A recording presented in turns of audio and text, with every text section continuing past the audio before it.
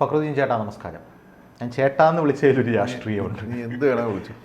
ഇപ്പോൾ താഴെ കമൻറ്റുകൾ ചിലപ്പോൾ എന്തുകൊണ്ട് ഇക്ക എന്ന് വിളിച്ചില്ല, കാക്ക എന്ന് വിളിച്ചില്ല എന്നൊക്കെ ആയിരിക്കും. ഈ ഇക്ക കാക്ക എന്ന് പറയുന്നത് രണ്ടാണോ ഒന്നാണോ എന്ന് എനിക്കറിയില്ല. അതെനിക്കൊന്ന് പറഞ്ഞു തരണം. ഒന്നാമത്തെ കാര്യം, ഞാനിത് പറയാനുള്ള പ്രധാനപ്പെട്ട ഒരു കാരണം എന്ന് പറഞ്ഞാൽ, കഴിഞ്ഞ ദിവസം ഇപ്പം നമ്മുടെ അറിയാലോ, നമ്മുടെ മലയാളത്തിൽ ഇപ്പോൾ പുറമേ നമ്മൾ പറഞ്ഞില്ലെങ്കിലും നമ്മൾ ഈ മുസ്ലിം സിനിമാ താരങ്ങളെ ഇക്ക എന്ന് വിളിക്കും. മമ്മൂക്ക, മോഹൻലാലിനെ ലാലേട്ടൻ ഹിന്ദു ആയതുകൊണ്ട്, ടൊവിനോ തോമസിന് ഇച്ചായൻ.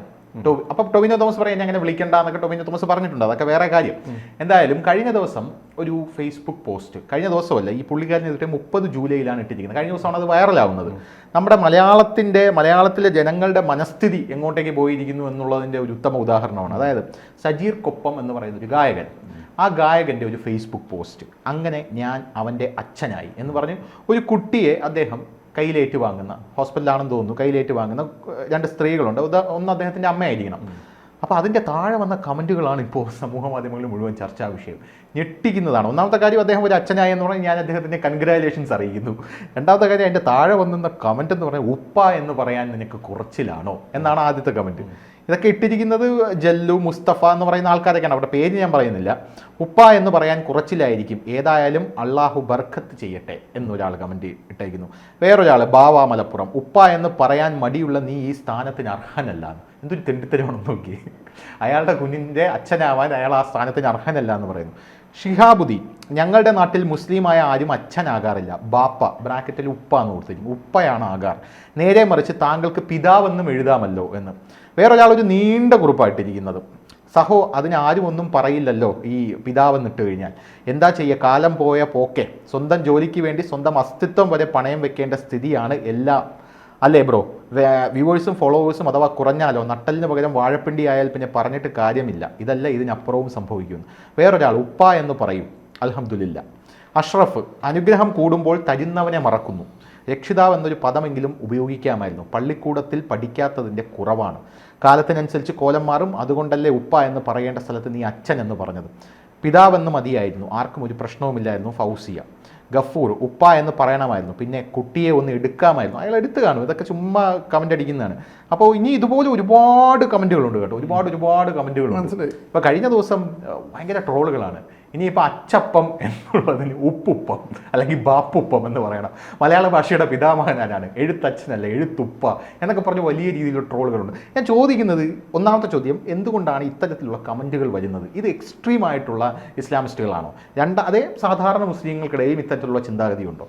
രണ്ടാമത്തെ ചോദ്യം എന്ന് പറയുന്നത്, എന്താണ് ഈ വാക്കിൻ്റെയൊക്കെ അർത്ഥം? ഒന്നാമത്തെ കാര്യം എന്ന് വെച്ചാൽ, ഈ പറയുന്ന പോലെ ഇപ്പോഴാണ് എൻ്റെ നാട്ടുകാരെ മുസ്ലിംസിനോടൊക്കെ ഒരു ബഹുമാനം തോന്നുന്നു. ഇപ്പം നമ്മളൊക്കെ കുട്ടിക്കാലം തൊട്ടേ നമുക്ക് ശരി എന്ന് തോന്നുന്ന ചെയ്ത ആളുകളാണ്. അപ്പോൾ സംസ്കൃതം പഠിക്കുക, അതുപോലെ തന്നെ ഈ പറയുന്ന പോലെ വാപ്പേൻ്റെയൊക്കെ ഫ്രണ്ട്സ് BJP RSSക്കാർ, നമ്മൾ കോൺഗ്രസ്സുകാരാണ്, നമ്മുടെ ഫാമിലി ബേസ്, നമ്മുടെ വിജ്ഞാന സഭയൊക്കെ ആയിരുന്നു. അപ്പം ഇവരൊക്കെ സ്ത്രീ ക്ഷേമത്തിയൊക്കെ ആയിട്ട് വരുമ്പോൾ നമ്മളത് കാണാൻ പോകും, കോൺട്രിബ്യൂഷൻ കൊടുക്കും. ഞങ്ങൾ കോൺട്രിബ്യൂഷൻ മറ്റുള്ള മുസ്ലിംസോടെ കൊടുക്കാം. ഈ ചില സമയത്ത് ഇങ്ങനെയുള്ള ചില ആളുകൾ ചിലപ്പോൾ 1-2 എതിരഭിപ്രായം അത് വളരെ സൗമ്യമായിട്ടേ പറയുള്ളൂ, അല്ലാതെ വേറെ പ്രശ്നമൊന്നും ഉണ്ടാവില്ല. ഇവരൊക്കെ ഏത് നാട്ടിൽ നിന്ന് എനിക്ക് മനസ്സിലാവുന്നില്ല. ഇപ്പം എനിക്കൊന്ന് കോഴിക്കോട് ബാലുശ്ശേരി ആ പ്രദേശം പൊതുവേ അങ്ങനെ ഒരു സംസ്കാരമുള്ള സ്ഥലമാണെന്ന് തോന്നുന്നു. പക്ഷേ നാദാപുരത്തേക്ക് പോയതിൻ്റെ സ്വഭാവമാവും. ഇപ്പം കോഴിക്കോട് തന്നെ എനിക്കൊന്ന് മറ്റു മേഖല എനിക്ക് അങ്ങനെ അറിയില്ല. ഇപ്പം ഏതായാലും മേഖല പറയുന്നില്ല. ഏതായാലും ഞങ്ങളെ മേഖലയിൽ പൊതുവെ വളരെ ഇത്തരം കാര്യങ്ങൾ എനിക്ക് പലപ്പോഴും ഇവരുടെ ലൈഫ് വ്യൂസൊക്കെ കാണുമ്പോൾ ഈ ഒരു ഉള്ളിനുള്ളിൽ പണ്ടത്തെ ആ ഒരു സാംസ്കാരിക ധാരണ വെച്ച് പുലർത്തുന്ന ആളുകളാണ് എനിക്ക് പലപ്പോഴും തോന്നാറുണ്ട്. അതിന് ചില ഉദാഹരണങ്ങളുണ്ട്. അത് ഞാൻ ജാതിയൊക്കെ ആയിട്ട് ബന്ധപ്പെട്ടില്ല, ഞാൻ പറയുന്നില്ല, അത് നെഗറ്റീവ് ആവും.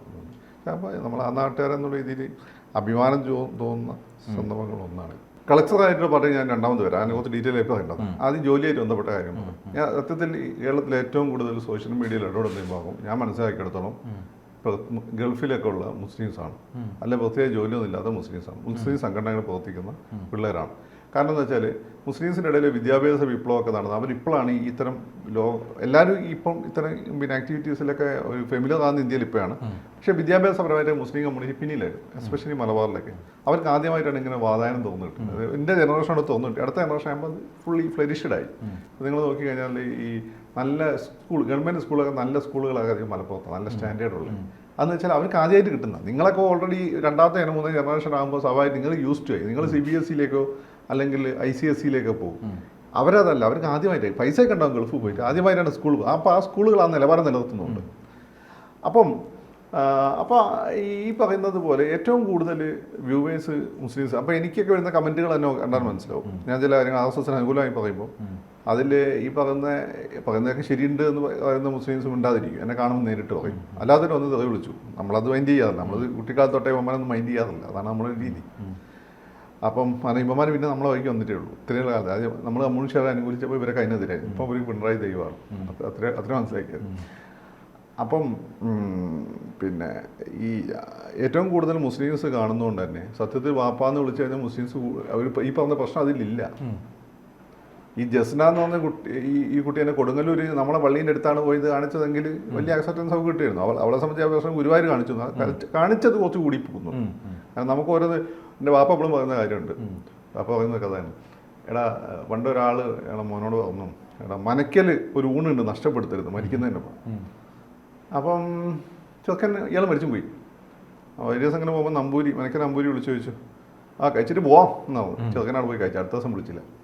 മനസ്സിലായാലും ഊണിനത് ഇവനെ ഇവൻ്റെ അച്ഛനെ നിരന്തരം അങ്ങോട്ട് വിളിക്കുന്നതാണ്. ഇയാൾ വേണ്ടെന്ന് പറയും. അത് നമ്പൂരി ഔപചാരികത പുറത്തു വയ്ക്കുന്നതാണ്.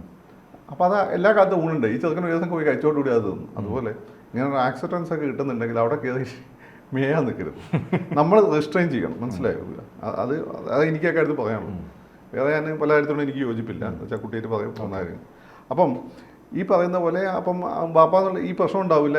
അയാൾ ആക്സെപ്റ്റൻസ് കൂടിയുള്ളൂ. സത്യത്തിൽ ഇയാൾ റിസ്ക് എടുത്തതാണ്. അപ്പോൾ ആ പറയുന്നതിൽ ഒരർത്ഥമില്ല. ഒന്നാമത്തെ ജോലിക്ക് വേണ്ടിയിട്ടല്ലേ. ഇപ്പം അങ്ങനെ നായർ ലോബിയൊന്നും അല്ല ഇവിടെ സിനിമയൊക്കെ നിന്നി. അങ്ങനെയൊക്കെ മുമ്പ് പറയാം നായർ ലോബിയാണ് തിരുവനന്തപുരം. അതൊന്നുമല്ല. നിങ്ങൾക്കറിയാലോ, സിനിമയിലാണെങ്കിലും എല്ലാം ഏറ്റവും കൂടുതൽ മുസ്ലിംസും ക്രിസ്ത്യൻസും ഒക്കെ തന്നെയാണ്. അപ്പോൾ മോഹൻലാലും സുരേഷ് ഗോപി നായരായിപ്പോൾ ചോദിച്ചാൽ അവർ നായരായിട്ടൊന്നുമല്ല അവർ ആക്ട് ചെയ്യാറുള്ളത്. കണ്ടിട്ടുണ്ടല്ലോ.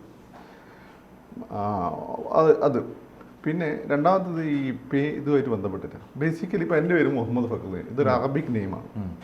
എൻ്റെ വാപ്പാൻ്റെ പേര് പിന്നെ വാപ്പ അറിയപ്പെടുന്ന അവിടുത്തെ നാട്ടിലെ കോൺഗ്രസ് തന്നെ. അദ്ദേഹത്തിൻ്റെ തനി നാട്ടുമ്പുറത്തെ മലയാളി പേരായിരുന്നു. എന്ന് വെച്ചാൽ മലബാറിൽ കാണുന്ന പ്രത്യേകിച്ചുള്ള മുസ്ലിം പേരായിരുന്നു. അപ്പം ഞാനത് വാപ്പാൻ്റെ പേര് പറയാത്തതെന്ന് വെച്ചാൽ വാപ്പൊരു വളരെ നല്ല മനുഷ്യൻ, വളരെ ആക്സെപ്റ്റബിളായ മനുഷ്യനായിരുന്നു. നല്ല തെണ്ടികളൊക്കെ വന്ന് തൻ്റെ പേര് എൻ്റെ സ്വഭാവമാവും. പിന്നെ ഈ സൗമ്യനായിരിക്കുന്ന എന്നെന്ത് പറഞ്ഞാൽ ഞാനങ്ങ് ക്ഷമിക്കും. വാപ്പാനൊക്കെ പറഞ്ഞാൽ എൻ്റെ സ്വഭാവമാവും അറിയണ്ടെന്നുള്ളത്. അപ്പം അതിൻ്റെ ഗ്രേറ്റ് ഗ്രാൻഡ് ഫാദറിൻ്റെ പേര്, ഉമ്മാടെ ബാപ്പാൻ്റെ ഗ്രേറ്റ് ഗ്രാൻഡ് ഫാദേഴ്സിൻ്റെ പേര് എല്ലാം അറബിക് പേരുകളായിരുന്നു. പിന്നെ എൻ്റെ ബാപ്പയുടെ പേര് ഇങ്ങനെ, ബാപ്പാൻ്റെ അനിയന്മാരുടെ പേര് അറബിക് പേരുകളാണ്.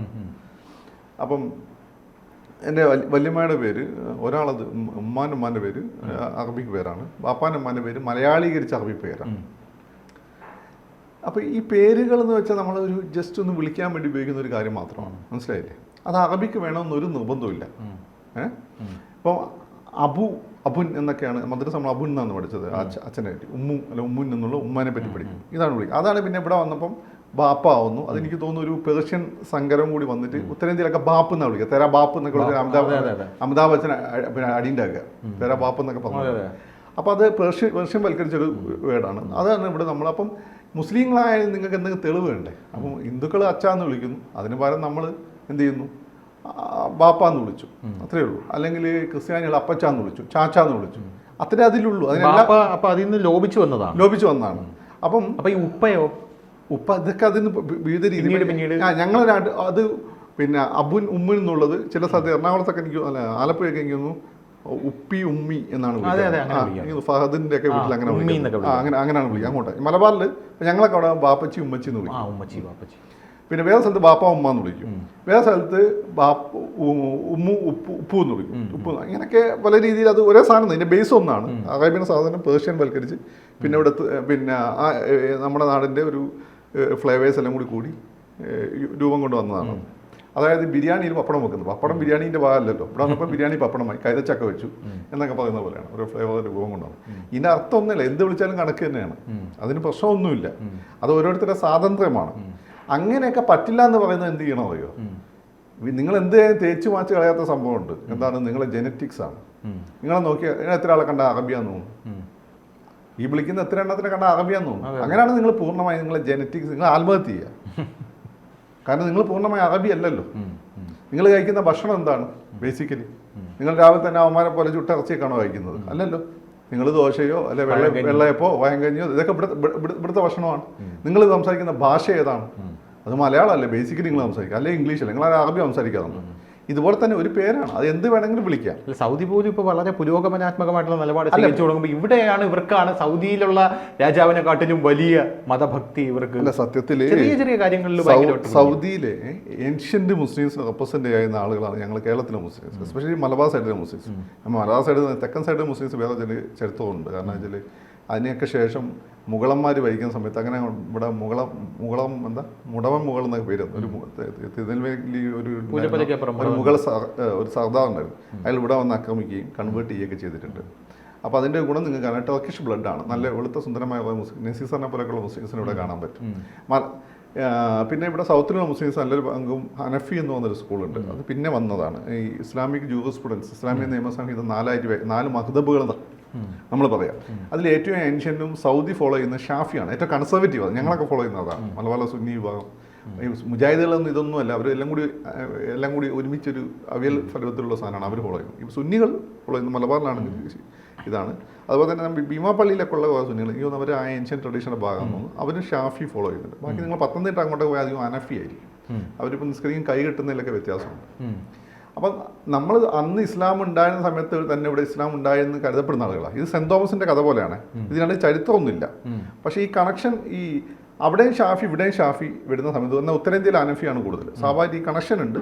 അത് നമ്മൾ പിന്നെ ഒഫീഷ്യലായിട്ടുള്ള ചരിത്ര രേഖ എന്ന് വെച്ചാൽ 10-ാം നൂറ്റാണ്ടിന് ശേഷം 10-ാം നൂറ്റാണ്ടോടുകൂടി ഒരു ശക്തമായ മുസ്ലിം സന്നിധി ഇവിടെ ഉണ്ടായിരുന്നു. അത് നേരിട്ട് കണക്ഷനാണ് സൗദിയായിട്ട്, നമുക്ക് ആ പ്രദേശത്ത് നേരിട്ടുള്ള കണക്ഷനാണ്. അപ്പം അതിൽ ഏത് പേര് വിളിക്കാൻ ബുദ്ധിമുട്ടൊന്നുമില്ല. പക്ഷേ ഇവർ കേട്ട് ശീലിച്ചതെന്ന് വെച്ചാൽ മുസ്ലിംസ് ബാപ്പാന്ന് വിളിക്കുന്നു, ഹിന്ദുക്കൾ അച്ചാന്ന് വിളിക്കുന്നു.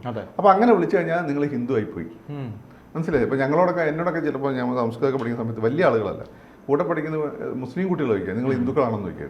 നമ്മളങ്ങ് ചിരിച്ചു കളയ്ക്കുക, നമുക്ക് അവന് അവിടെ അറിയാൻ പോകേണ്ട ആവശ്യമില്ല. എൻ്റെ വീട്ടിൽ ഹൈലി പൊളിറ്റിസൈസ്ഡ് ആയ വീടാണ്. ഉമ്മയും മൂമ്മയൊക്കെ രാഷ്ട്രീയം പറയുന്ന ആളുകളാണ്. ഉപ്പൂപ്പ ഞാൻ എല്ലാവരും മരിച്ചു പോയിട്ടുണ്ട്. എന്താ വെച്ചാൽ ബാബാൻ അനിയന്മാരൊക്കെ രാഷ്ട്രീയം മനസ്സിലായി. നമുക്കറിയാം ഇതിൻ്റെ റൂട്ട്സ് അറിയാം.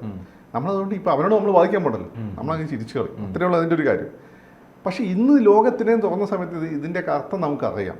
മാത്രമല്ല മുസ്ലിംസാണ് ഏറ്റവും കൂടുതൽ സെക്കുലറിസത്തെ പറ്റിയും സഹോദര്യത്തെ പറ്റിയും സിംബയോട്ടിക് കൾച്ചറിനെ പറ്റിയും കോമ്പോസിറ്റ് കൾച്ചറിനെ പറ്റിയും എന്നാൽ സമന്വയത്തെ പറ്റിയൊക്കെ സംസാരിക്കുന്നത്. ആ ജനറേഷനാണല്ലോ അധികം ഇത് ഉപയോഗിക്കുന്നത്. ഇത് 40 വയസ്സിൽ കൂടുതലുള്ള ഒരാൾ കഴിക്കില്ല കമൻറ്റ് ചെയ്തിട്ടുണ്ടാവും, അതിൽ താഴെയുള്ളവരായിരിക്കും. അത് 45 അത് ആയിരിക്കും. അവർ സത്യത്തിൽ ഇത് ഉൾക്കൊള്ളേണ്ട ആളുകളാണ്. പക്ഷെ അവരിത് ഉൾക്കൊള്ളാതെ ഈ രീതിയിലേക്ക് പോകുന്നത് അത് വളരെ അപകടകരമായ ഒരു സൂചനയാണ്. ആ ഹിപ്പോക്രസി തുറന്നു കാണിക്കുകയാണ്. നിങ്ങൾ പറയുന്നത് സെക്കുലറിസം, ഹിന്ദു സെക്കുലർ ആയിരിക്കണം, ക്രിസ്ത്യാനി സെക്കുലർ ആയിരിക്കണം, നിങ്ങൾക്ക് എന്താ സെക്കുലർ ആയിക്കൂടെ? സെക്കുലറിസം എന്ന് പറഞ്ഞാൽ വർത്താനം മാത്രമേ ഇലക്ഷൻ സമയത്ത് വോട്ട് ചെയ്യുന്ന മാത്രമൊന്നല്ല, ആ ജീവിതത്തിൽ കൊണ്ടുനടക്കേണ്ട ഐഡിയോളജിയാണ്. മനസ്സിലായില്ലേ? ഇപ്പം ഞാൻ എന്നോട് ചില മണ്ടപ്പന സെക്കുലർ നിങ്ങൾ എന്താ പേര് മാറ്റത്? ഞാൻ എന്തിനാ പേര് മാറ്റുന്നത്? ഞാൻ മുഹമ്മദ് ഫക്രുദ്ദീൻ അലി മുസ്ലിമുമാണ്, അക്കാര്യത്തിൽ ഒരു സംശയവും ഇല്ല. ചാവണ്ടി വന്നാൽ അതിനൊന്നും മാറുകയില്ല. അതിൽ നിന്നുകൊണ്ട് ഞാൻ എന്നെപ്പോലെ തന്നെ തുല്യനാണ് ധനുഷെന്നും, ധനുഷ ആരാധിക്കുന്ന ദൈവം ഞാൻ ആരാധിക്കുന്ന ദൈവത്തെ പോലെ തന്നെ മഹാനാണെന്നും, നിങ്ങൾ ഫോളോ ചെയ്യുന്ന മതം ഞാൻ ഫോളോ ചെയ്യുന്ന മതം പോലെ തന്നെ ഗ്രേറ്റ് ആണെന്ന് ഞാൻ തിരിച്ചറിയുന്നതാണ് സെക്കുലറിസം. എന്നിട്ട് അതേ രീതിയിൽ പിന്നെ നിങ്ങളെ ട്രീറ്റ് ചെയ്യുന്നതാണ്. അല്ലാതെ നിങ്ങൾ ഇന്ന മതപ്പെട്ടാണ് എൻ്റെ വീട്ടിലേക്ക് ബാക്കി മുസ്ലിമിന് കയറാം, നിങ്ങൾക്ക് കയറാൻ പറ്റില്ല എന്ന് പറയുന്നത് സെക്കുലറിസം അല്ല. എന്നാൽ എൻ്റെ പള്ളിയിലേക്ക് നിങ്ങൾ കയറണ്ട, നിങ്ങൾ അമ്പലത്തിലേക്ക് ഞാനും കയറില്ല. എൻ്റെ രീതി അനുസരിച്ച് ഞാനിതുവരെ ഒരു ഈ പറഞ്ഞ പൂജ നടത്തുന്ന ക്ഷേത്രങ്ങളൊന്നും ഞാൻ കയറിയിട്ടില്ല. ഉത്തരേന്ത്യയിലൊക്കെ പൂജ നടത്താൻ ഈ RSS എതിർക്കുന്ന സംഭവം ഉണ്ടായിരുന്നു.